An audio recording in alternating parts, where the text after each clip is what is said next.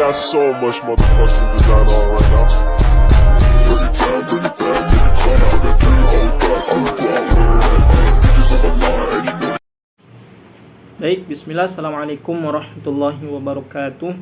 Perkenalkan, nama saya Ronald Gani, mahasiswa manajemen pendidikan Islam semester 6. Pada video kali ini saya akan menjelaskan mengenai tentang pendidikan multikulturalisme. Baik, di sini saya akan menjelaskan mengenai pendidikan multikulturalisme, di mana kita harus memahami keberagaman dan menumbuhkan toleransi. Pendidikan multikulturalisme ini adalah sebuah proses penanaman cara hidup menghormati, tulus, dan toleransi terhadap keanekaragaman budaya.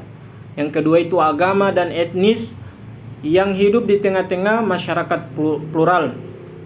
Kemudian lebih dalam lagi, pendidikan multikulturalisme merupakan sebuah pendekatan pengajaran dan pembelajaran yang didasarkan atas nilai-nilai demokratis yang mendorong berkembangnya pluralisme budaya. Kemudian pendidikan multikulturalisme juga tentu memiliki tujuan. Yang pertama itu tujuan dari pendidikan multikulturalisme yang pertama mengembangkan pemahaman dan penghargaan terhadap keberagaman budaya, etnis, suku, dan agama. Yang kedua, mempersiapkan peserta didik untuk hidup dalam masyarakat yang majemuk dengan harmonis. Yang ketiga, membangun rasa saling menghormati dan toleransi antara kelompok yang berbeda.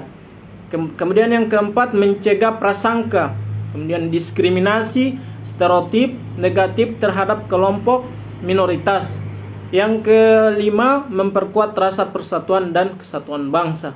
Kemudian di sini ada prinsip-prinsip pendidikan multikulturalisme. Yang pertama yaitu prinsip yang pertama harus kesetaraan, adanya kesetaraan. Semua individu dan kelompok budaya berhak diperlakukan secara adil dan setara. Kedua, saling menghormati.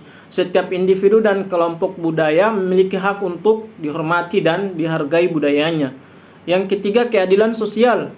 Semua individu dan kelompok budaya berhak atas akses yang sama terhadap sumber daya dan kesempatan. Yang selanjutnya itu keterbukaan. Kita harus tetap terbuka terhadap pengalaman dan perspektif baru dari budaya yang berbeda. Tentu melihat dari sisi baiknya saja. Komitmen moral. Kita harus berkomitmen untuk membangun masyarakat yang adil dan inklusif. Nah, selanjutnya ada manfaat pendidikan multikulturalisme. Yang pertama yaitu meningkatkan pemahaman dan toleransi antar budaya. Selanjutnya mempromosikan rasa hormat terhadap perbedaan. Selanjutnya mengembangkan keterampilan komunikasi dan pemecahan masalah antar budaya. Yang selanjutnya mempersiapkan peserta didik untuk menjadi warga negara yang aktif dan partisipatif. Selanjutnya membangun masyarakat yang lebih damai dan adil. Selanjutnya ada penerapan pendidikan multikulturalisme di sekolah atau di lembaga pendidikan. Yang pertama tentu kita masuk pada poin pertama, kurikulum. Memasukkan materi tentang keberagaman budaya, etnis, suku, dan agama ke dalam kurikulum sekolah. Selanjutnya ada pembelajaran.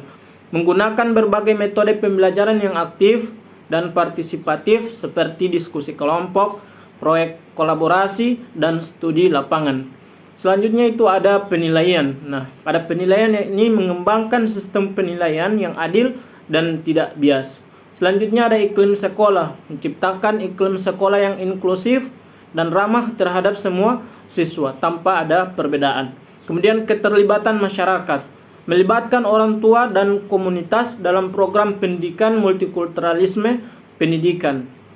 Multikulturalisme adalah proses yang berkelanjutan yang membutuhkan komitmen dari semua pihak, termasuk pendidik, siswa, orang tua, dan masyarakat. Dengan menerapkan pendidikan multikulturalisme, kita dapat membangun generasi muda yang toleran, menghargai perbedaan, dan siap untuk hidup dalam masyarakat yang majemuk dengan harmonis.